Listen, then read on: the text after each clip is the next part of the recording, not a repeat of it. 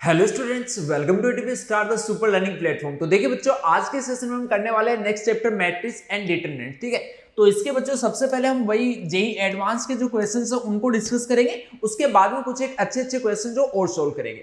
तो देखो वेटेज जो बच्चों एक्चुअली इस चैप्टर की अच्छी खासी रहती है जेई एडवांस में। जैसे 2019 में भी बच्चों काफी सारे ऑलमोस्ट 4 to 5 क्वेश्चन जो 2019 में पूछे गए थे, तो काफी वेटेज इसका रहता है। और एक्चुअल में क्या है कि अगर एक बार तुम्हें अंडरस्टैंडिंग इसकी आ गई तो उसके बाद बच्चों ये काफी स्कोरिंग चैप्टर होता है। एक ऐसा चैप्टर होता है जिसको सारे बच्चे जो वो जिनको हर एक टाइप का बच्चा जो करके जा सकता है, अच्छे यहां से बच्चों स्कोर जो तुम कर सकते हो मैट्रिक्स एंड डिटरमिनेंट में।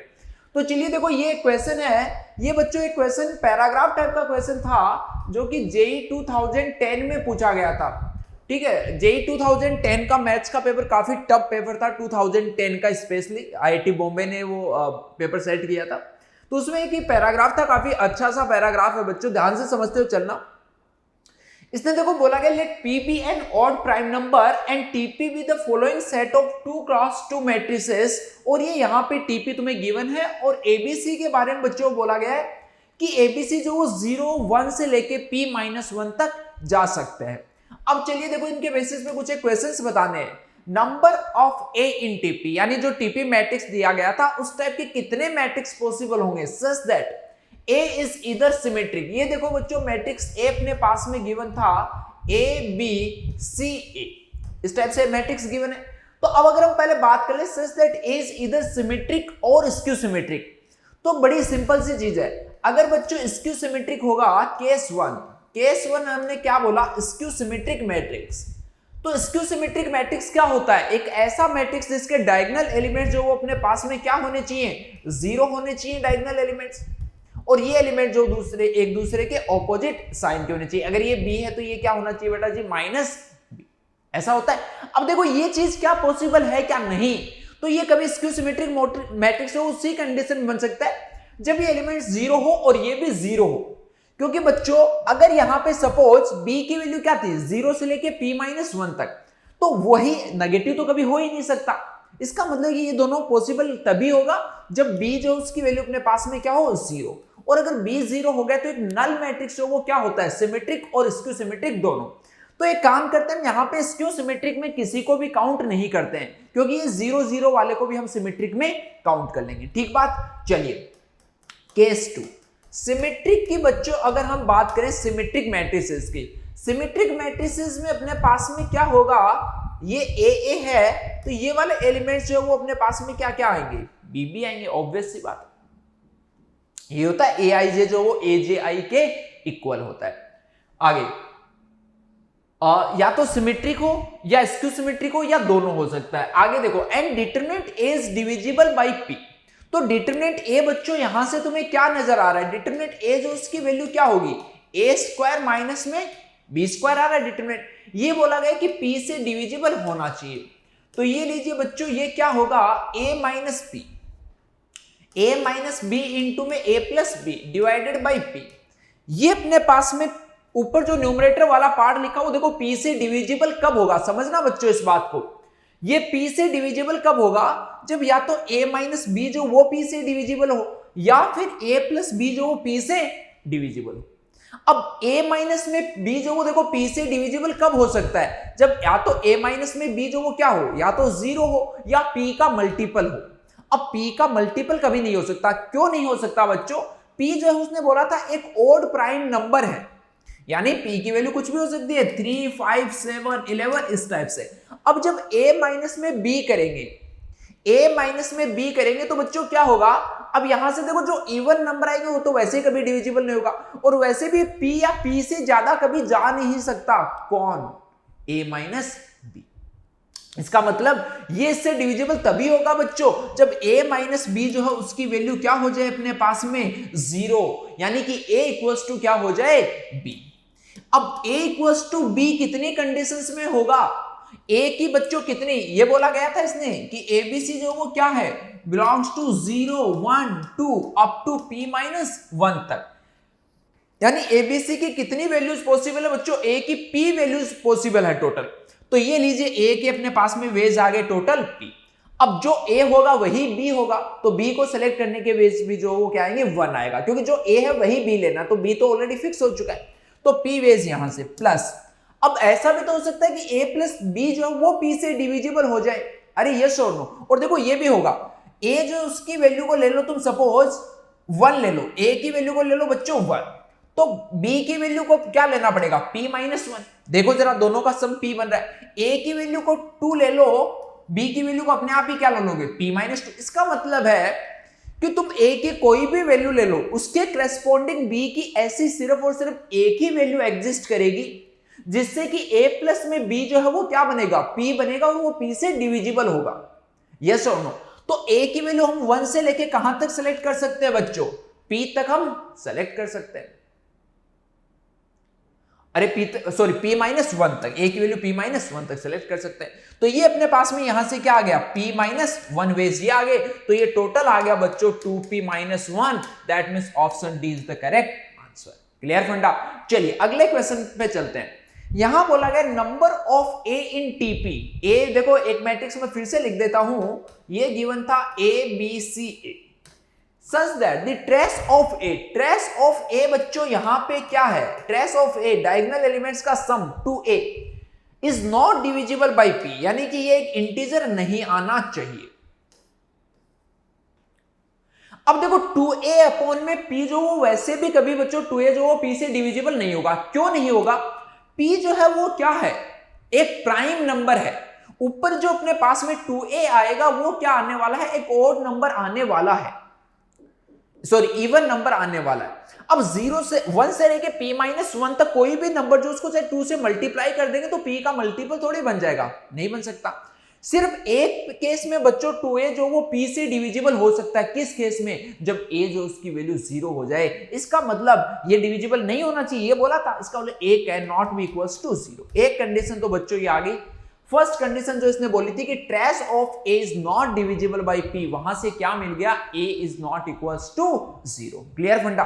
आगे चलो, determinant a is divisible by p, determinant a बच्चों क्या है, a स्क्वायर माइनस में bc। ये बच्चों बहुत ही अच्छा कॉन्सेप्ट है, यहां से समझना ध्यान से, a स्क्वायर माइनस में bc, ये जो वो उसने क्या बोला, p से डिविजिबल होना चाहिए, p से डिविजिबल होना चाहिए।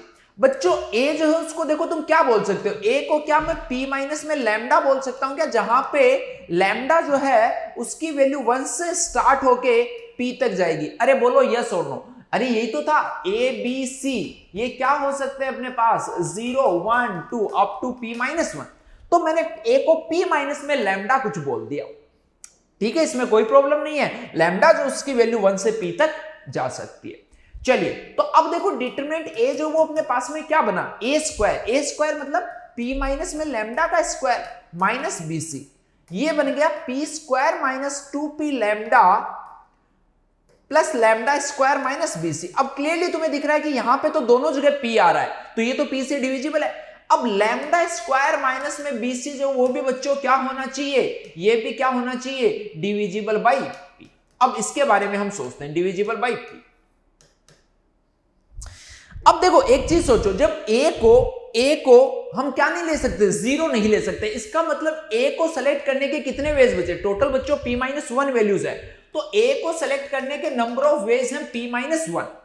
अब जो हम a सेलेक्ट करेंगे उसके करेस्पॉन्डिंग बच्चों b को सेलेक्ट करने की भी p माइनस 1 वेज ही होंगे, और b को जो हमने सेलेक्ट किया उसके बेस पे c को सेलेक्ट करने का एक ही वेज होगा। इसका मतलब टोटल वेज इसको सेलेक्ट करने के होंगे p माइनस 1 का होल स्क्वायर। अब इस चीज को समझ लो कि p माइनस 1 का होल स्क्वायर जो वो आया कैसे है, समझ लेना इस चीज को। देखना अब बच्चों मैं यहां पे क्या कर रहा है, अपन p की कोई एक वैल्यू लेके तुम्हें मैं दिखा देता हूं। सपोज लेट अस से मैंने बोल दिया कि p जो उसको हम ले लेते हैं 5, p को 5 ले लेते हैं क्योंकि प्राइम नंबर था, और साथ ही साथ में हम क्या बोल रहे हैं कि लैम्डा की वैल्यू देखो क्या हो रही है, अगर p की वैल्यू 5 है तो लैम्डा इस यहां पे क्या हो सकता है, 1 2 3 4 5 इनमें से कुछ भी हो सकता है, यस और नो। तो हमने एक बार को बोल दिया कि चलो भाई लैम्डा को हम 2 ले लेते हैं, लैम्डा को क्या ले लेते हैं 2, कुछ भी ले सकते हो तुम अपनी मर्जी से। लैम्डा को 2 ले लिया तो ये क्या बन गया 4 माइनस में bc, 4 माइनस बीसी बच्चों 5 से डिविजिबल होना चाहिए। 4 माइनस में बीसी 5 से डिविजिबल होना चाहिए। इसके लिए देखो बी और सी को तुम क्या क्या ले सकते हो, बी और सी को तुम क्या क्या ले सकते हो। बी को बच्चों अगर मैंने 1 ले लिया, बी को अगर 1, अब देखो पी की वैल्यू अपने पास में क्या 5, तो यहां से एक चीज बताओ कि जो बी और सी है उसकी वैल्यू क्या होगी 0 1 2 3 4 तक जाएगी अपने पास, इनमें से कुछ होगा। अब मैंने बी की सारी वैल्यूज देखो यहां पे पॉसिबल होंगी। अगर बी की वैल्यू को हमने ले लिया, कितना ले लिया, बी की वैल्यू को 1 ले लिया, बी की वैल्यू को 1 लेंगे तो अब 4 माइनस बीसी को क्या करना है 5 से डिविजिबल कराना है। तो ऑब्वियस सी बात है कि तुम्हें सी जो उसको क्या लेना पड़ेगा बच्चों 4 लेना पड़ेगा। ठीक है, अब अगर b की वैल्यू को तुमने 2 ले लिया तो ऑब्वियस सी बात है c को 2 लेना पड़ेगा। c के पास में कोई चॉइस नहीं है, b को अगर फिक्स कर दिया तो c अपने आप वही लेंगे। यहां पे देखो b को अगर 3 ले लिया, b को अगर 3 ले लिया तो उसके करस्पॉन्डिंग c को कुछ ले सकते हो क्या तुम, सोचो जरा। इसको अगर हमने 3 ले लिया तो ये इसकी c की वैल्यू भी क्या क्या पॉसिबल थी 0 1 2 3, तो c को भी 3 ले सकते हैं। देखो 4 माइनस 9 माइनस 5 जो 5 से डिविजिबल है, और इसको अगर 4 ले लिया तो फिर से 1। ये बच्चों b की 4 वैल्यू जो पॉसिबल थी, b की हमने ये 4 वैल्यूज ली, क्योंकि ये 0 तो पॉसिबल होगा नहीं, क्योंकि b अगर 0 हो गया तो ये bc 0, 4 कभी डिविजिबल होगा नहीं। तो b की वैल्यू जो 1 से स्टार्ट होगी और 1 से लेके जितनी भी पॉसिबल है सारी वैल्यूज पॉसिबल होगी, बस उसके करस्पॉन्डिंग c जो वो ऑटोमेटिकली बच्चों फिक्स हो रहा है। आ रही है इतनी बात समझ में, अरे घुस रही है भेजे में। तो ये देखो 4 वैल्यूज, p की वैल्यू बच्चों हमने 5 ली थी तो b की वैल्यू कितनी मिली 4, इसका मतलब क्या है p माइनस 1। अब ये लैम्डा पे डिपेंड कर ही नहीं रहा है, तुम चाहे लैम्डा को बच्चों 3 ले लो तब भी b की 4 ही वैल्यूज पॉसिबल आएगी। देखो अगर लैम्डा को 3 ले लिया तो ये क्या बनेगा 9 माइनस में bc। अब ये जो 9 माइनस में bc वो क्या होना चाहिए 5 से डिविजिबल। तो देखो b के लिए फिर से अगर b को 0 ले नहीं सकते हम, b को 1 ले सकते हैं। b को 1 लेते c जो उसके वो अपने आप ही उसके अकॉर्डिंग सेट हो जाएगा, इसको 4 लेना पड़ेगा। b को अगर 2 ले लिया तो इसको देखो क्या लेना पड़ेगा 2 लेना पड़ेगा। अगर इसको 3 ले लिया तो इसको 3 लेना पड़ेगा। अगर इसको 4 ले लिया तो इसको 1 लेना पड़ेगा। तो अगेन देखो चारों वैल्यूज पॉसिबल है, यानी p माइनस 1 वैल्यूज इसकी पॉसिबल है, और a के लिए हमने ऑलरेडी बोल रखा था। तो टोटल बच्चों इसका क्या आ जाएगा p माइनस 1 का whole square, that means option C is the correct answer. Clear funda. चलिए आगे बढ़ते हैं। Next, number of a in tp such that determinant a is not divisible by p। a square minus में bc, ये determinant a था, ये क्या बोला है कि नॉट डिविजिबल बाय p। ठीक है, अब देखो एक चीज को समझना बड़े ही गौर से, टोटल बच्चों कितने मैट्रिसेस अपने पास में पॉसिबल होंगे।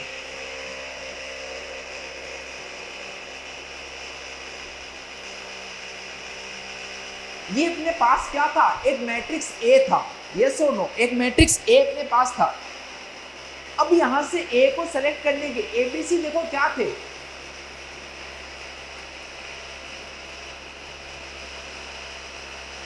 ABC अपने पास थे 0 से लेके p माइनस 1 तक।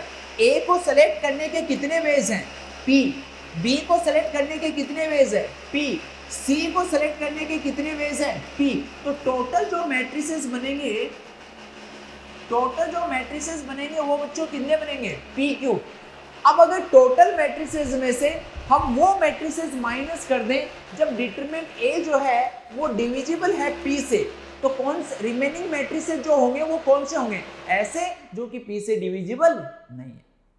क्लियर। चलिए तो अब देखो अभी हमने पिछले क्वेश्चन में फाइंड किया था कि डिटरमिनेंट A जो वो P से डिविजिबल हो, ऐसे कितने मैट्रिक्स बन रहे थे P माइनस 1 का होल स्क्वायर। बट वहां पे बच्चों एक कंडीशन थी कि A जो वो 0 नहीं होना चाहिए। अगर A 0 होगा, अगर A को अब हम 0 भी कंसीडर करें तब भी तो अपने पास में डिटरमिनेंट A जो है वो डिविजिबल बाय P हो सकता है, बिल्कुल हो सकता है।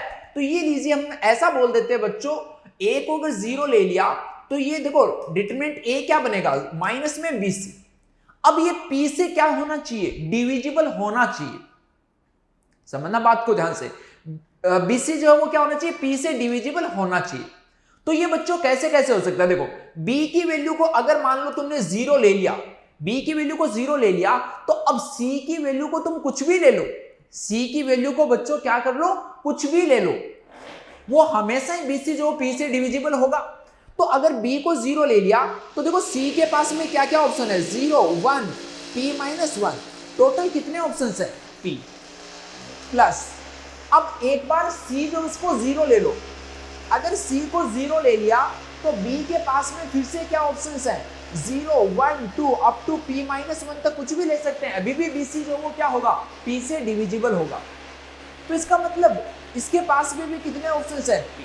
अब इन दोनों में बच्चों एक केस वो रिपीट हो रहा है, एक केस वो क्या हो रहा है, रिपीट हो रहा है, कौन सा, 0, 0 वाला, तो उसको वापस से माइनस करना पड़ेगा। तो ये क्या आ रहा है, ये आ रहा है बच्चों P square minus 2P plus 2P cancel out, 1 minus 1 cancel out, simply कितना बन गया, ये P स्क्वायर, कितना बन गया, P स्क्वायर। तो ये P स्क्वायर कौन से मैट्रिसेस है, ऐसे मैट्रिक्स जिनका डिटरमिनेंट जो वो क्या होगा, P से डिविजिबल होगा। तो अपने को कौन सा पूछा था, नॉट डिविजिबल, इसका मतलब टोटल में से माइनस कर दो जो कि डिविजिबल है, तो PQ minus P square, PQ minus P square, option D is the correct answer. Clear बच्चों, काफी अच्छा ये पैराग्राफ दिया था। चलिए फिर अगला क्वेश्चन, ये बच्चों एक काफी सिंपल क्वेश्चन है। XY जो है वो तुम्हें बोला गया कि स्क्यू सिमेट्रिक मैट्रिसेस है। स्क्यू सिमेट्रिक मैट्रिसेस का मतलब होता है कि X ट्रांसपोज जो वो माइनस एक्स के equal, Y transpose minus Y के इक्वल, और सिमेट्रिक का मतलब क्या होता है कि उसका ट्रांसपोज उसी के इक्वल। अब तुम्हें इनमें से बताना है कि ऑप्शंस में से कौन सा अपने पास में क्या होगा, स्क्यू सिमेट्रिक। तो देखो किसी को भी मैं एक को फाइंड करके दिखा देता हूं, सपोज इसको चेक करना है, तो कैसे चेक करेंगे, इसको कोई भी मैट्रिक्स A बच्चों लेट कर लो, x की power 4 z cube minus z cube x raise to power 4। अब अगर मैं मैट्रिक्स के लिए चेक करना है कि वो सिमेट्रिक या स्क्यू सिमेट्रिक कौन सा है, तो हमेशा उसका दोनों साइड ट्रांसपोज ले लो। तो ये लीजिए A ट्रांसपोज x की power 4 z cube minus z cube x raise to power 4 का ट्रांसपोज। ये देखो यहां पे ट्रांसपोज की प्रॉपर्टी लगा दो, तो इसका ट्रांसपोज माइनस इसका ट्रांसपोज। और बच्चों ये प्रॉपर्टी सारी याद रहनी चाहिए कि a की पावर n का ट्रांसपोज ले रहे हैं, तो इसको हम a की ट्रांसपोज की पावर n भी लिख सकते हैं। चलिए इसको लिख लेते हैं फिर, x की पावर ट्रांसपोज की पावर 4, सॉरी अभी तो देखो एक बार को तो इसी को एक स्टेप और लिख देता हूं मैं, एक स्टेप बच्चों तुम्हारे लिए और लिख देता हूं। ये आ गया x की पावर 4 z क्यूब का transpose minus z cube x raise to power 4 का ट्रांसपोज। अब ये फिर से यहां पे एक प्रॉपर्टी लगती हुई नजर आ रही है, क्या, AB का जो ट्रांसपोज है that is B transpose into में A ट्रांसपोज। तो ये देखो क्या बन गया, Z transpose power 3 x transpose power 4, इसको भी उल्टा दो, x transpose power 4 Z transpose power 3, इसको भी उल्टा दिया। अब Z ट्रांसपोज बच्चों किसके इक्वल था, Z के इक्वल, तो ये आ गया Z क्यूब। x ट्रांसपोज किसके इक्वल था, माइनस एक्स, बट इसकी पावर इवन है, तो ये वापस से x की पावर 4, अगेन x की पावर 4 माइनस में z की पावर, सॉरी इनटू में z की पावर। इसमें से बच्चों अगर हम नेगेटिव साइन बाहर ले ले, अगर इसमें से नेगेटिव साइन बाहर ले ले तो ओरिजिनल वाला मैट्रिक्स मिल जाएगा। तो A ट्रांसपोज जो माइनस A के इक्वल आ रहा है, इसका मतलब क्या होगा, ये क्या होगा, स्क्यू सिमेट्रिक मैट्रिक्स। क्लियर है, इसी टाइप से बाकी ऑप्शन जो वो भी तुम्हें चेक करने। चलिए फिर बच्चों अगला क्वेश्चन, यहां पे एक मैट्रिक्स P जो तुम्हें गिवन है and I be the identity matrix of order 3, एक मैट्रिक्स Q गिवन है such that P raised to power 50 minus Q is equals to I। ये बच्चों जेईई एडवांस 2016 में पूछा गया था। इसका मतलब कि अपने को यहाँ पे मैट्रिक्स Q बेसिकली फाइंड करना है। वो कब फाइंड होगा, जब matrix P raise to power 50। तो मेन टास्क अपना यहाँ पे था P रेज टू पावर 50 को फाइंड करना। कैसे करोगे बच्चों, इसको देखो कुछ भी जनरल वैल्यूज तुम ले लो, 1 0 0 4 जो उसको बच्चों अल्फा बोल दो, 1 0 अल्फा स्क्वायर अल्फा 1, कैलकुलेशन में इजी रहेगा। अब अगर मैं बात करूं कि P स्क्वायर की, तो P स्क्वायर का मतलब क्या होगा, इसको 1 0 0 अल्फा 1 0 अल्फा स्क्वायर अल्फा 1, इन दोनों को मल्टीप्लाई। चलिए मल्टीप्लाई करते हैं, तो यहां पे तो देखो अल्फा ही आएगा, अगला फिर से 0 आएगा और ये भी 0 आएगा। फिर से इस रो को इस कॉलम से मल्टीप्लाई किया तो अल्फा प्लस अल्फा 2 अल्फा आएगा। अगला एलिमेंट बच्चों फिर से क्या आएगा, इस रो को इससे मल्टीप्लाई करो तो ये 1 बनेगा। लास्ट वाला क्या आएगा, 0। ये देखो यहां पे क्या बनेगा, इस कॉलम को, सॉरी इस रो को इस कॉलम से मल्टीप्लाई करो तो alpha square plus alpha square plus alpha square ये बनेगा बच्चों 3 अल्फा स्क्वायर और ये वाला एलिमेंट अगेन 2 अल्फा।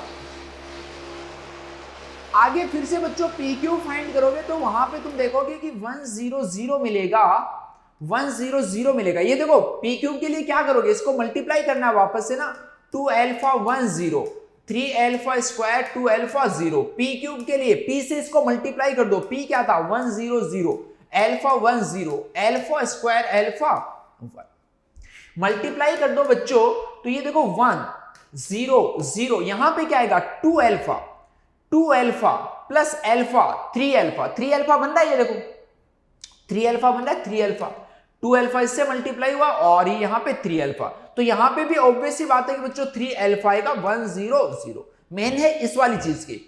तो इस रो को कॉलम से मल्टीप्लाई किया तो 3 alpha square plus 2 alpha 6 alpha square. अब देखो मेन चीज क्या है कि तुम्हें यहां पे पैटर्न जो उसको ऑब्जर्व करना है बेटा, पैटर्न को ऑब्जर्व करना है। अगर p की पावर 50 लेंगे तो ये तो क्लियरली दिख रहा है कि यहां पे तो क्या आएगा 50 अल्फा, बाकी सारे एलिमेंट से। अब इसका लोचा है, इसका अगर पता चल गया तो p की पावर 50 फाइंड और वो फाइंड हो गया तो q भी फाइंड है फिर तो इजीली। चलिए तो अब देखो इसको फाइंड कैसे करें, जैसे इसमें टर्म्स जो वो क्या बनती जा रही है, तुम बच्चों देखोगे कि पहले वाले में था अपने पास अल्फा स्क्वायर, आगे वाले में था 3 अल्फा स्क्वायर, आगे वाले में 6 अल्फा स्क्वायर, उससे आगे वाले में चेक करोगे तो ये आएगा 10 अल्फा स्क्वायर। इसका अपने को क्या चाहिए, इसका बच्चों इसके अपने को 50th टर्म चाहिए। एक सीरीज लिखी हुई है 1 3 6 10 इस टाइप से, इसकी 50th टर्म अपने को चाहिए। फाइंड कर सकते हो, बिल्कुल कर सकते हैं। ये क्या लिखी हुई है, ये बच्चों एक ऐसी सीरीज लिखी हुई है जिसकी टर्म्स का डिफरेंस जो वो किसमें है एपी में, तो उसकी जनरल टर्म हम क्या लिखते हैं an square plus bn plus c। अब abc कैसे फाइंड करें, n की वैल्यू 1 डालो फर्स्ट टर्म 1, n की वैल्यू 2 डालो सेकंड टर्म 3, n की वैल्यू 3 डालो third term 6। 3 equation 3 unknown ABC find हो गए तो 50th टर्म आ गई, साथ में अल्फा स्क्वायर। तो ये अपने पास में क्या आएगी बच्चों 50th टर्म, और ये मिल गई तो सारा सोल्व हो ही गया।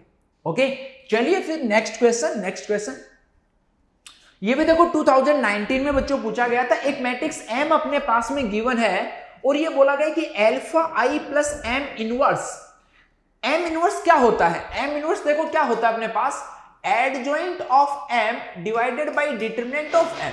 तो इसका मतलब पहली अप्रोच क्या होनी चाहिए, डिटरमिनेंट M फाइंड करना। डिटरमिनेंट M बच्चों इजीली फाइंड इसका तुम कर सकते हो, क्या है साइन की पावर 4 थीटा कॉस की पावर 4 थीटा। ये लीजिए माइनस माइनस प्लस हो जाएगा 1 plus sine square theta into में 1 प्लस कॉस स्क्वायर थीटा।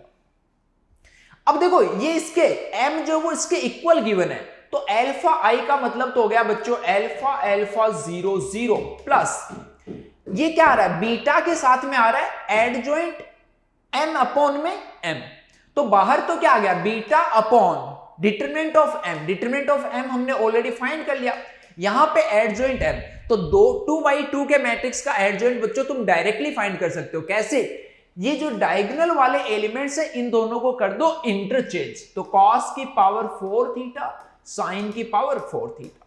ये जो एलिमेंट्स है इनके सिर्फ साइन चेंज कर दो, तो ये साइन चेंज करोगे तो ये बन गया 1 प्लस साइन स्क्वायर थीटा, ये आ गया -1 माइनस कॉस स्क्वायर थीटा। अब क्या करोगे, दोनों साइड बच्चों कंपेयर कर देना है। जैसे साइन की पावर 4 थीटा फर्स्ट एलिमेंट होगा, इसका फर्स्ट एलिमेंट क्या आएगा अल्फा, ये बीटा अपॉन में डिटरमिनेंट M बच्चों क्या था साइन की पावर 4 थीटा कॉस की पावर 4 थीटा प्लस में क्या था 1 plus sine square theta into में कॉस स्क्वायर थीटा। ये डिटरमिनेंट M है और ये यहां पे एलिमेंट जो बच्चों क्या है अपने पास में cos raise to power 4 theta. एक और को किसी को भी तुम कंपेयर जो वो यहां से कर सकते हो, जैसे इस वाले को कर दिया तो ये आ गया 1 plus cos square theta, 1 plus cos square theta. यहां पे बच्चों ये तो 0 होगा, इसके अंदर ये 0 होगा, तो ये वाला एलिमेंट देखो क्या आया beta upon determinant of M, और ये यहां से आएगा माइनस को अगर बाहर ले लिया तो 1 प्लस कॉस स्क्वायर थीटा ऐसा बनेगा। 1 प्लस कॉस सॉरी ये ऊपर आएगा ना, ये ऊपर आएगा अपने पास में, ये ऊपर आएगा बच्चों, ये ऊपर आएगा 1 प्लस कॉस स्क्वायर थीटा। तो 1 प्लस कॉस स्क्वायर थीटा दोनों साइड से कैंसिल आउट, बीटा की वैल्यू अपने पास में क्या आ रही है, minus times of determinant of M, और डिटरमिनेंट एम बच्चों हमने ऑलरेडी फाइंड कर चुके हैं। तो अगर बी ये अपने पास में क्या होगा, इसकी मिनिमम वैल्यू अपने को फाइंड करनी है ना। देखो बीटा था तो इसकी बीटा स्टार जो वो क्या है, इसकी मिनिमम वैल्यू, तो ये इजीली फाइंड कर सकते हैं। साइन स्क्वायर थीटा और कोस स्क्वायर थीटा को जो प्रोडक्ट है उसको टी लेट करना है सिंपली, ठीक है।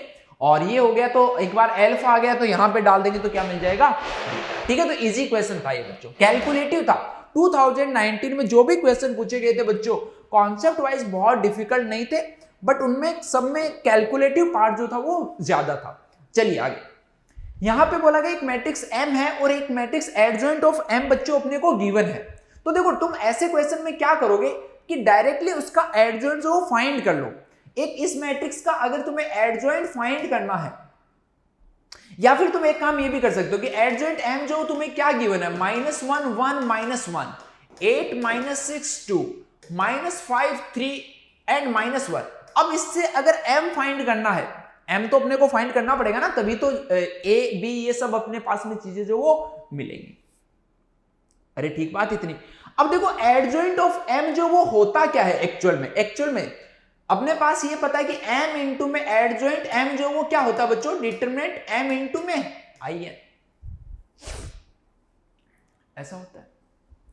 तो अब देखो इस क्वेश्चन को करने के एक्चुअल में दो तरीके थे। एक तो तुम क्या करो, सिंपली ये जो M है इसके कोफैक्टर्स वगैरह फाइंड करके डायरेक्टली एडजॉइंट ही फाइंड कर दो और उससे इसको कंपेयर कर दो, तो नॉर्मली क्या हो जाएगा अपने पास में, कंपैरिजन से A और B जो वो सारी चीजें फाइंड हो जाएंगी। ठीक बात है, इसमें कोई कंफ्यूजन नहीं होगा। तो यही शायद बेस्ट रहेगा, है ना, ये बेस्ट रहेगा। M जो उसका एडजॉइंट फाइंड कर लो और दोनों मैट्रिक्स को बच्चों कंपेयर करके ABC फाइंड कर लेना, ये था। अब इसमें देखो अलग चीजें क्या पूछी, अलग कुछ नहीं है। ये देखो A + B फर्स्ट ऑप्शन है, ये फाइंड हो जाएगा। उसके बाद में सेकंड ऑप्शन, ये प्रॉपर्टीज का खेल है बच्चों। एडजॉइंट की सारी प्रॉपर्टी जो तुम्हें अच्छे से याद होनी चाहिए, कौन कौन सी प्रॉपर्टीज, जैसे एक मैं लिखवा देता हूं यहां पे सारी। A इंटू में एडजॉइंट ऑफ A जो वो क्या होता है, डिटरमिनेंट A इंटू IN। उसके बाद डिटरमिनेंट ऑफ एडजॉइंट A जो वो क्या होता है बच्चों, डिटरमिनेंट A⁻n-1। इसका भी यूज यहां पे तुम कर सकते थे। डिटरमिनेंट एडजॉइंट M, दोनों साइड एडजॉइंट का डिटरमिनेंट फाइंड करते और वहां से डिटरमिनेंट M, तो उसमें AB में एक रिलेशन आ जाता। एडजॉइंट ऑफ एडजॉइंट A ये बच्चों अपने पास में होता है A⁻n-2 और ये साथ में A। फिर अब अगर इसका डिटरमिनेंट लेना है तो एडजॉइंट ऑफ एडजॉइंट A जो है वो बच्चों क्या होता है, डिटरमिनेंट A⁻n-1 का होल स्क्वायर। तो ये इंपॉर्टेंट प्रॉपर्टीज होती है, ठीक है। तो इनका भी देखो साथ में रिवीजन हो गया। अब यहां पे कौन सी प्रॉपर्टी यूज हो रही है, ये चीजें बच्चों जो है वो दोनों की दोनों सेम लिखी हुई है। तो ये लिखा हुआ है basically 2 times of adjoint of M, और ये लीजिए इसका लिखा हुआ अपने पास में इनवर्स। अब एडजॉइंट ऑफ M जो उसको तुम क्या लिख सकते हो, अब देखो दोनों चीजें हैं, यहां पे क्या आ रहा है, 2 times of adjoint of M inverse आ रहा है। अब अपने को इसको किसकी फॉर्म में लेके आना है, M की फॉर्म में लेके आना है। तो ये देखो सारे के सारे फॉर्मूला जो वो तो मैंने तुम्हारे सामने लिखे हुए। अरे कर सकते हो कि नहीं, अरे बोलो यस और नो। ये तो सिंपली क्या है, एडजॉइंट M लेना है, उसका क्या है, इनवर्स है। अरे कर पाओगे कि नहीं, जल्दी बोलो, कर सकते हो ये वाली चीज। सिंपली इसको देखो, एक चीज तो तुम ऐसे कर सकते हो कि ये क्या लिखा हुआ है, 2 टाइम्स ऑफ किसी मैट्रिक्स का इनवर्स लिखा हुआ है, समझना। और A इनवर्स अपने पास में क्या होता है, एडजॉइंट ऑफ A अपॉन में डिटरमिनेंट ऑफ A, ऐसा होता है।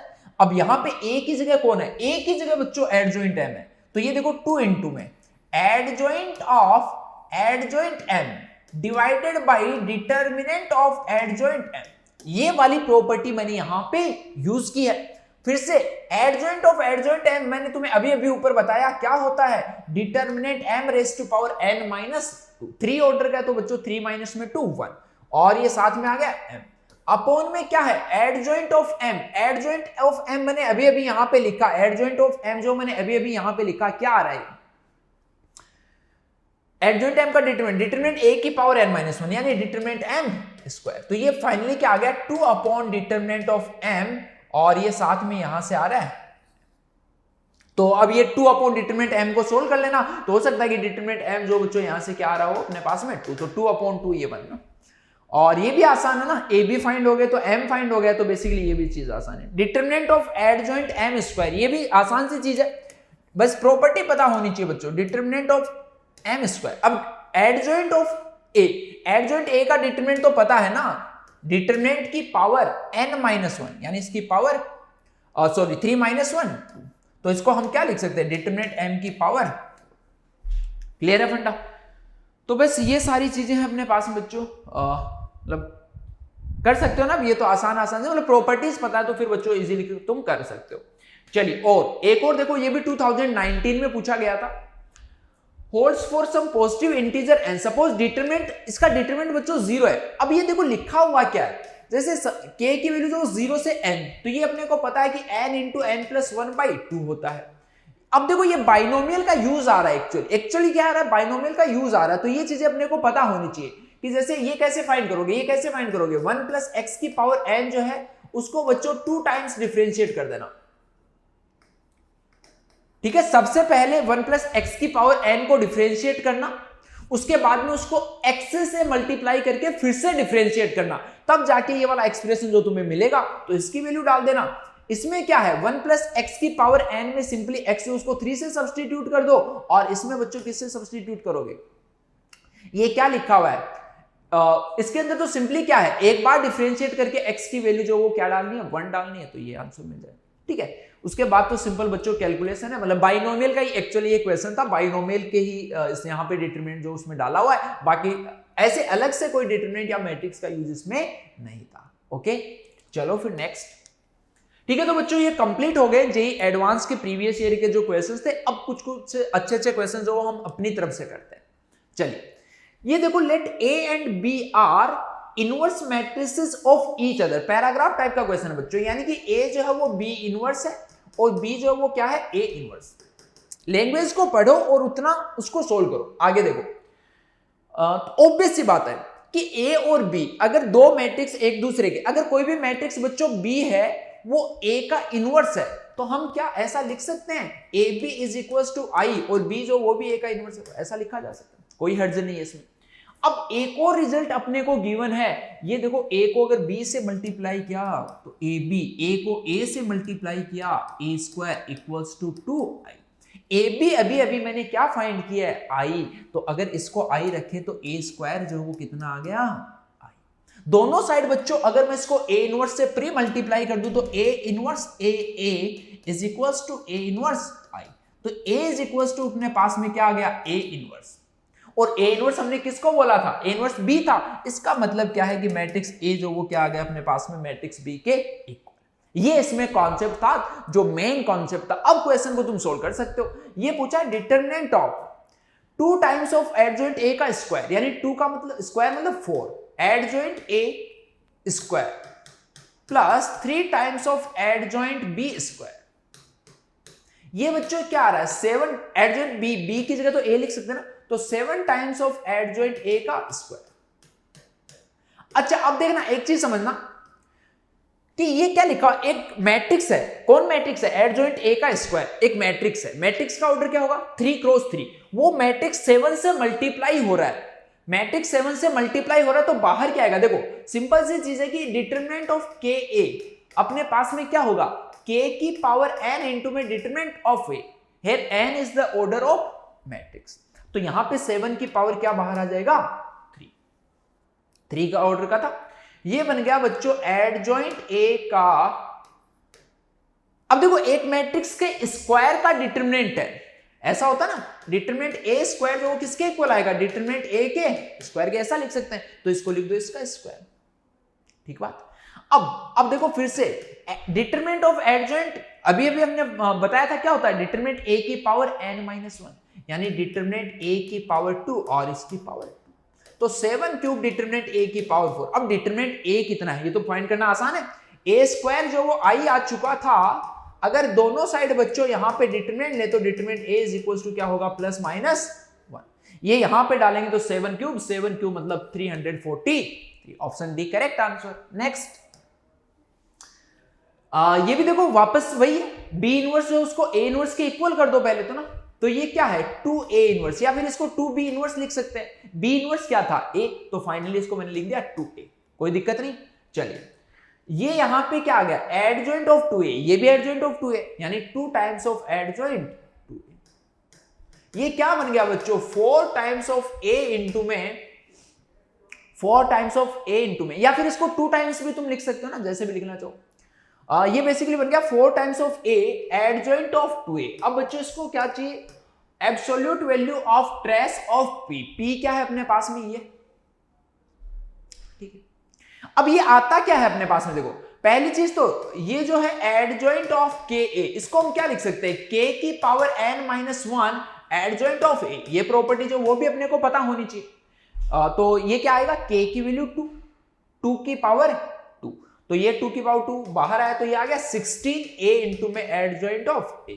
और बच्चों a इंटू में एडजॉइंट a की भी अभी मैंने प्रॉपर्टी की बात की, क्या होता है, determinant a into i। Determinant a कितना था 1, तो ये 16 in का मतलब i3, तो ये क्या मैट्रिक्स बन गया 16 16 16 0 0 0 0 0।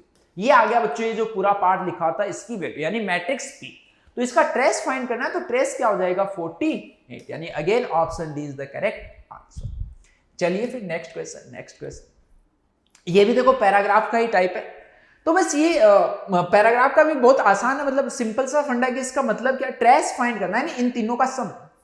तो पहले तो इस चीज का मतलब समझो, वही है वापस से डिटरमिनेंट ऑफ के ए जो वो क्या होगा, k की पावर n, यानी इसकी पावर 3 बाहर आएगी। अब अगर इसकी पावर 3 बाहर आ गई तो इसका मतलब क्या है, x की power 4 plus 1 upon x square. Bracket में क्या बनेगा, adjoint of a। Adjoint of a का तो डिटरमिनेंट कितना है बच्चों 1 है, तो ये आ गया सिंपली, ये यहां से आ गया 3, फिर से सेम वही हरकत यहां पे होगी 3 अपॉन एक्स स्क्वायर। कोई दिक्कत नहीं है इसमें ना। चलिए अलग अलग डिवाइड कर दीजिए, तो एक्स स्क्वायर आ गया यहाँ पे 1 upon x square plus 3 upon x square, 4 upon x square plus 3।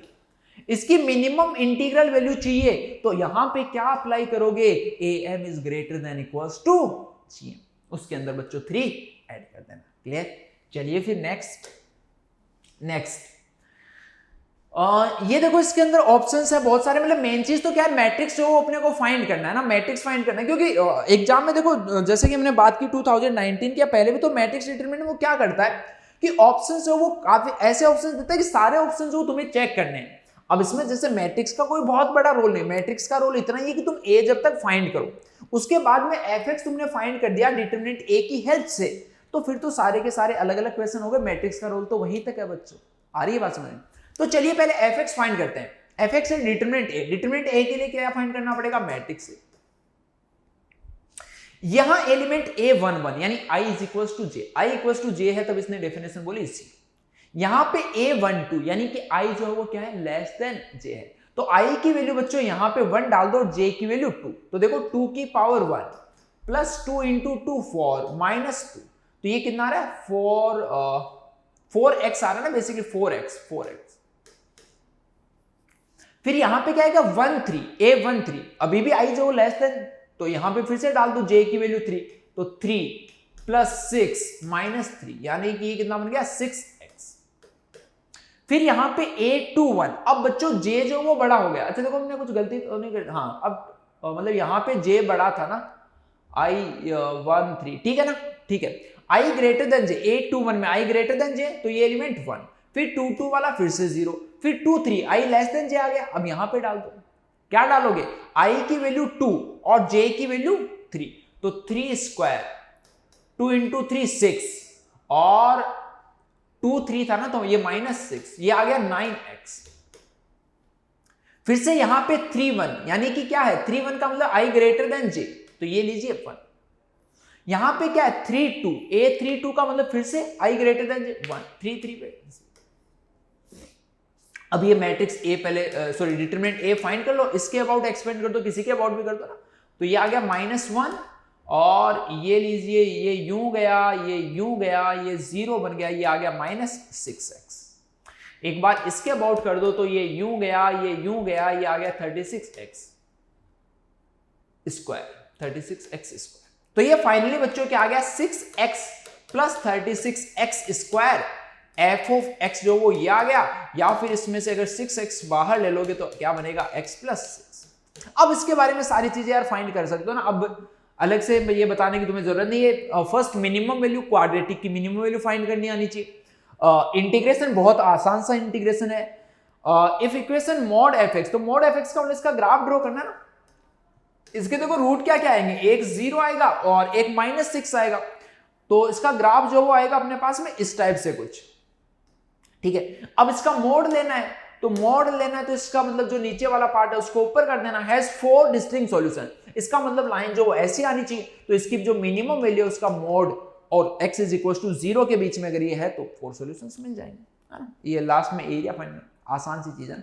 चलो चलो बच्चों, चलो चलो चलो नेक्स्ट क्वेश्चन देख लो जरा। P Q R be 3 real number satisfying this this this. इसका मतलब तो पता ही है ना, इसको सोल्व करेंगे तो ये इक्वेशन बन जाएंगे ना बेसिकली। क्या P ये अपने पास में क्या है, एक इसको मल्टीप्लाई करते जाओ बेसिकली इस रो को पहले सारे कॉलम से, तो P plus 8Q plus 7R is equal to 0।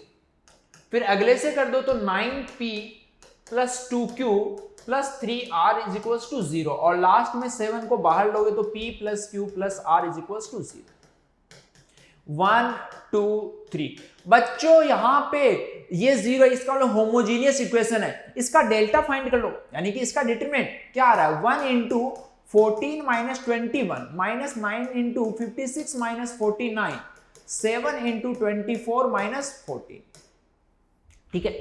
तो ये देखो कितना आएगा -7, ये यहां से आ रहा है 56 माइनस 49 यानी 7 माइनस 9 माइनस 63 और 70। डेल्टा 0 आ रहा है, अरे delta 0, delta x delta y delta z सब 0, इसका मतलब इनफाइनाइट सॉल्यूशंस अपने को इसके मिलेंगे। बट इसने ये बोला है कि जो PQR है वो इस पे भी लाई करना चाहिए, यानी इन इक्वेशंस को भी सेटिस्फाई करना चाहिए और इस पे भी लाई करना चाहिए। तो इसके according 7P plus Q plus R अपने को फाइंड करना है। तो देखो बच्चों हम क्या कर सकते हैं, यहां से समझना बात को। अगर इक्वेशन 1 माइनस में 3 कर दें तो R तो गायब हो जाएगा, P माइनस में 7P minus 6P, 8Q minus में 7Q plus Q, 7R minus 7R 0, यानी Q की वैल्यू आ गई अपने पास में क्या 6P। अब जैसे हमने Q की value in terms of P निकाली है, R जो उसकी वैल्यू भी निकाल सकते हैं हम इन टर्म्स ऑफ P। कैसे, ये यहां पे डाल दो ना कहीं पे भी, देखो जैसे ये यहां पे 9P, 2Q बच्चों किसके इक्वल आएगा 12P के, plus 3R is equal to 0। ये इक्वेशन नंबर 2 में हमने क्या किया, Q की वैल्यू डाल दी, तो 21P और 21 ना 3 से 7P plus 3R is equal to 0।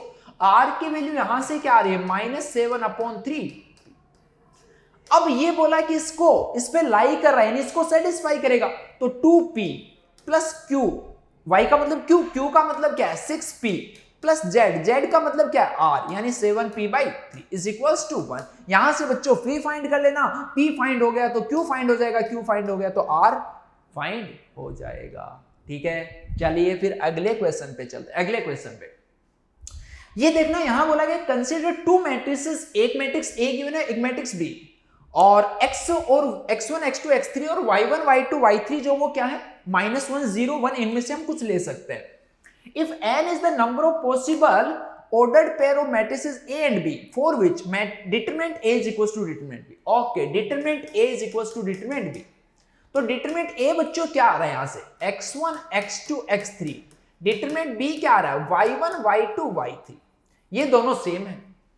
तो आसान सा क्वेश्चन है, देखो क्या हो सकता है, क्या क्या पॉसिबिलिटी है, दोनों की वैल्यू जो दोनों साइड क्या आ जाए 0, यानी determinant A is equals to determinant B is equals to क्या क्या हो सकता है 0, और ये यहां पे वेज में लिख रहा हूं। अब अगर इस डिटरमिनेंट की वैल्यू 0 है, यानी x1 x2 x3 की वैल्यू 0 है, इसकी वैल्यू बच्चों 0 कब कब आ सकती है, जब इन तीनों में से कोई एक 0 हो, जब इन तीनों में से क्या हो कोई एक 0 हो। अब अगर एक 0 हो गया, मान लो कि तीनों में से हम बोलते हैं कि एग्जैक्टली एक 0 है, तो पहले उसको सेलेक्ट कर लिया कि कौन सा 0 है। अब जो बाकी के दो हैं उनके पास में दो चॉइस है, जैसे x2 के पास में दो चॉइस है, या तो 1 या -1, x3 के पास में भी दो चॉइस है, तो इसका क्या आ गया 2 का स्क्वायर प्लस। अब मान लो कि इनमें से कोई दो जो वो 0 है, 2 0 का मतलब पहले उसको सेलेक्ट कर लो 3C2, और जो बचा हुआ है उसके पास में कितने ऑप्शंस 2 ऑप्शंस, या तो 1 या -1, और एक हो सकता है कि तीनों के तीनों ही अपने पास में क्या हो 0। और ये ही बच्चों x1 ये x के वेज हैं और ये अपने पास में क्या होंगे y के वेज होंगे, तो इसका स्क्वायर। एक दोनों बराबर कब हो सकते हैं, जब इनकी दोनों की वैल्यू 1 हो जाए। अब x1 x2 x3 देखो 1 कब बन सकता है, कब बन सकता है बच्चों सोचो, एक तो तीनों के तीनों जो वो क्या हो जाए 1 हो जाए, यानी 3C3। एक क्या हो जाए, देखो कैसे कैसे पॉसिबल है, 1 1 1 और क्या क्या पॉसिबल है, 1 -1 -1, ये दो ही पॉसिबल केसेस है, ठीक है। तो अब 3 में से बच्चों, अब देखो जीरो क्या हो सकता है, क्या कोई सा भी जीरो तो हो नहीं सकता है। तो अब अपने को क्या करना पड़ेगा, सिंपली 3 में से एक सेलेक्ट कर लो, 3 में से 1 सेलेक्ट कर लो जिसकी वैल्यू क्या होगी 1, तो बचे हुए दोनों की वैल्यू अपने आप ही क्या हो जाएगी -1, ये लीजिए। फिर -1 कब आएगा, जब तीनों -1 हो यानी 3C3, और -1 कब आएगा, जब दो 1 हो और एक -1 हो। तो 3 में से एक सेलेक्ट कर लो जिसकी वैल्यू क्या लेनी है तुम्हें -1, ये लीजिए। ये इन तीनों को ऐड कर दीजिए, वही क्या हो जाएगा फाइनल आंसर। ओके, चलिए फिर नेक्स्ट। ये देखो एक बच्चों बहुत ही आसान सा क्वेश्चन एक्चुअली था, ये बस ऐसे ले लिया था ना। एफ ऑफ, वैसे तो सोचने लायक क्वेश्चन, मतलब एक तो देखो क्या होगा कि एफ एक्स तुम्हें गिवन है और एफ आर है फाइंड करना, आर की वैल्यू तुम यहाँ पे डाल रहे हो, मतलब 1 डाल रहे हो, 2 डाल रहे हो, ये सारी चीजें, तो ऐसे तो नहीं होगा, ऑब्जर्वेशन से होगा। मैं ऑब्जर्वेशन से डायरेक्टली बोल सकता हूं कि एफ डैश एक्स जो वो 0 होगा। कैसे बोल सकता हूं, अरे एक डिटरमिनेंट का डेरिवेटिव कैसे फाइंड करते हैं, पहले किसी एक रो को डिफरेंशिएट कर दो। अब अगर इसको डिफरेंशिएट करोगे तो क्या ये अपने आप ही रो 2 के सेम बन जाएगा क्या, नेगेटिव बाहर लेके, दो रो सेम 0। इसको करोगे तब क्या होगा, फिर से अपने पास में इसके सेम बन जाएगा 0, एक बार इसका करोगे तो वो फिर से सेम बन गया 0, यानी एफ डैश एक्स 0 आ गया। एफ डैश एक्स 0 आने का मतलब क्या है, एफ एक्स जो वो कैसा फंक्शन होगा, कांस्टेंट, यानी एफ ऑफ 0 इक्वल टू अगर -2 है तो सारे -2 होंगे, बट मोड लेना है तो 2 + 2 + 2 कितने टाइम्स, 30 टाइम्स। ये बच्चों अपने पास में कितना आ जाएगा 60। चलिए फिर अगला क्वेश्चन, एक मैट्रिक्स ए गिवन है और P बच्चों बोला गया है। अब देखना इस क्वेश्चन को ध्यान से समझना, ये बच्चों काफी अच्छा और बेहतरीन क्वेश्चन है एक्चुअली, मतलब तुम्हें आइडिया लगना चाहिए कि इस टाइप के क्वेश्चन को हम कैसे स्टार्ट करेंगे, प्रोसेस अप्रोच जो वो क्या होनी चाहिए। तो जब भी देखो यहाँ पे हायर पावर अगर तुम्हें दिखे और एक मैट्रिक्स गिवन है तो तुरंत माइंड में आना चाहिए कि उस मैट्रिक्स की कैरेक्टरिस्टिक इक्वेशन अपने को अप्लाई करनी चाहिए। कैरेक्टरिस्टिक इक्वेशन क्या होती है, determinant of a minus lambda i is equals to 0। अब डिटरमिनेंट ऑफ a माइनस में लैम्डा i बच्चों क्या होगा, 1 minus lambda, 2 minus lambda, 2 minus में लैम्डा, ये यहां पे 2 0 0 0 0 माइनस, इसकी वैल्यू बच्चों 0। किसी के अबाउट भी इसको एक्सपेंड कर दो, जैसे रो 1 के अबाउट करें तो 1 माइनस लैम्डा, ये यहां पे क्या आएगा 2 माइनस में लैम्डा का स्क्वायर माइनस 0, और क्या आएगा अपने पास में -2 इंटू में 0 माइनस 0 0, ऐसा आ गया। मतलब बेसिकली 1 माइनस लैम्डा इंटू में lambda square minus 4 lambda plus 4 is equals to क्या आ गया 0। मल्टीप्लाई वगैरह कर दो तो lambda square minus 4 lambda plus 4 minus lambda cube plus 4 lambda square minus 4 lambda is equals to 0।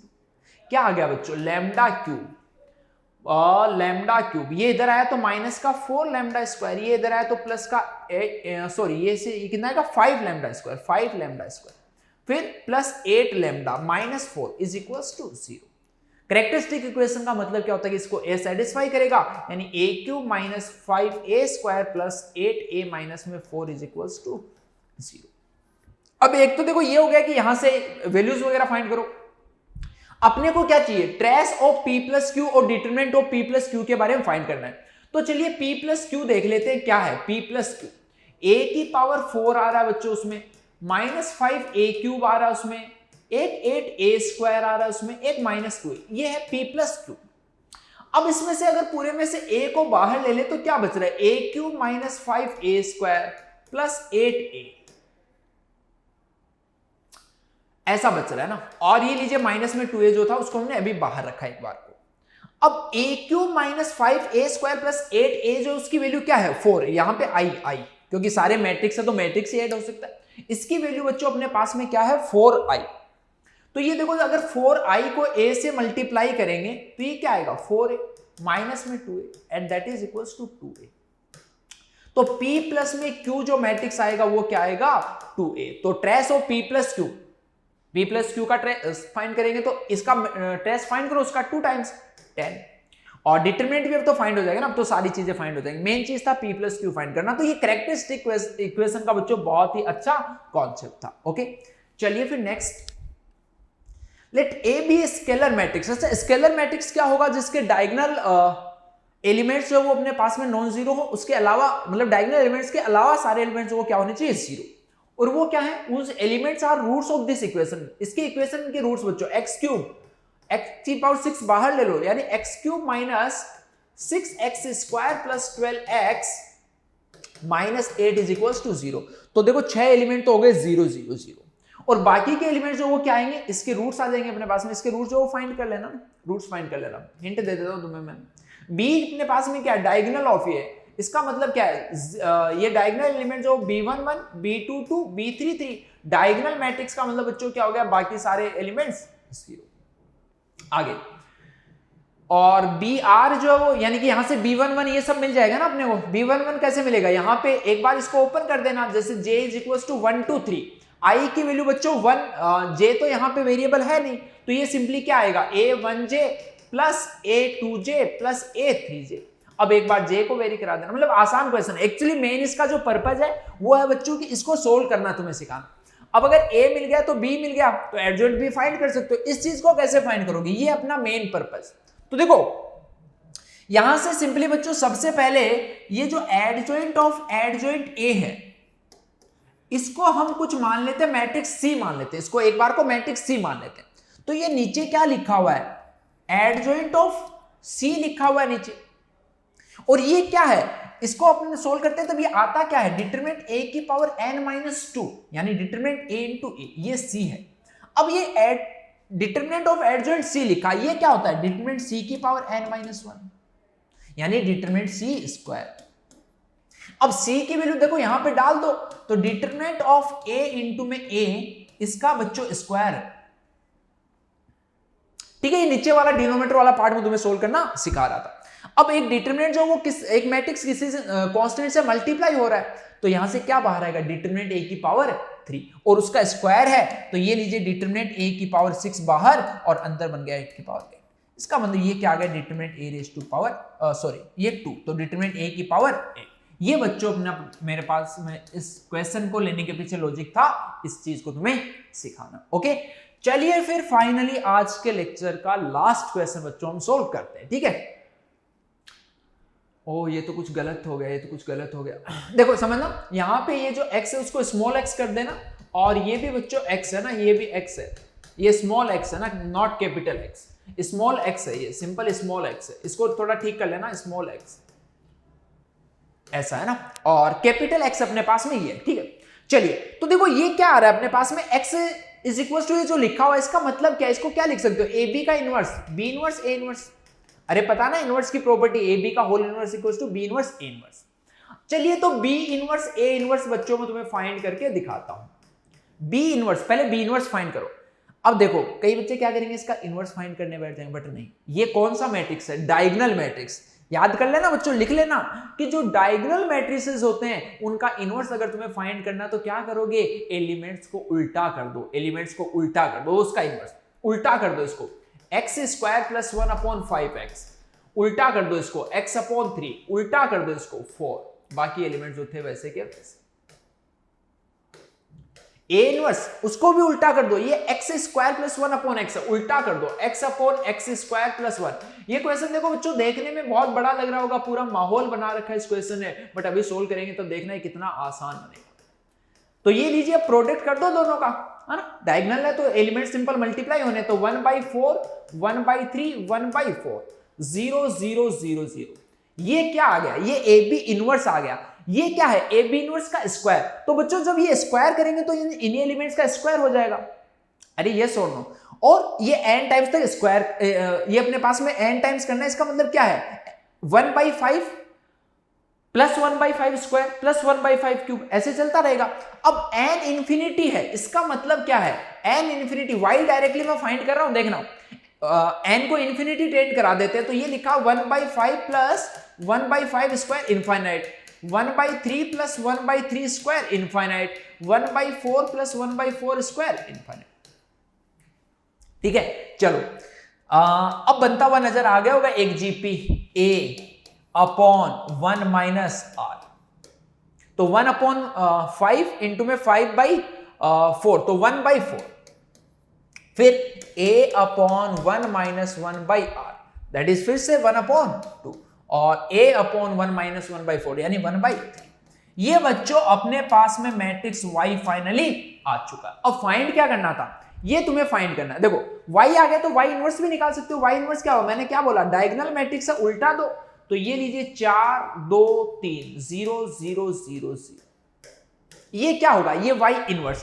अब अपने को देखो फाइंड क्या करना है, प्रॉपर्टीज का यूज करना पड़ेगा, एडजॉइंट ऑफ √5 y इनवर्स।